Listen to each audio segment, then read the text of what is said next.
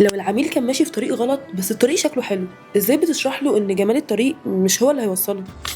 اكبر فخ بيقع فيه اي صاحب بيزنس هو انه بينبهر بالمنظر وبينسى النتيجه. بحب اشبه دايما المثال ده بانه طريق مرصوف بالذهب بس نهايته الهاويه، هل ساعتها هتمشي فيه؟ وهنا بيجي دورنا كشركه او انا كشريك استراتيجي معاه ان انا اقول له خلي بالك، مش دايما اي حاجه العميل هيقولها او العميل عايزها تبقى دايما صح. ما انت لو شايف ان كل حاجه صح كنت عملتها لوحدك. انا موجود هنا معاك عشان ارشدك، عشان اقول لك لا انت رايح ناحيه الهاويه خلي بالك. لان برضه هل المهم انك تعمل حاجه شكلها حلو ولا انك تجيب فلوس؟ اصل احنا هنا مش داخلين نعمل معرض فني، احنا داخلين نحقق ارباح. فلو انت بس عايز حاجه شكلها حلو بس مش بتحقق ارباح، بقت هتبقى خساره شكلها شيك. فدايما اي حد حتى بيجي يتكلم معايا عايز يشتغل معانا، قبل ما بنشتغل سوا، قبل ما بقول له اي تفاصيل، بفتح له الاله الحاسبه، بنشوف الارقام، بنشوف انت الداتا الحاليه اللي عندك ايه اللي لو احنا قدرنا نعمله مع بعض شكل الداتا هيكون عامل ازاي.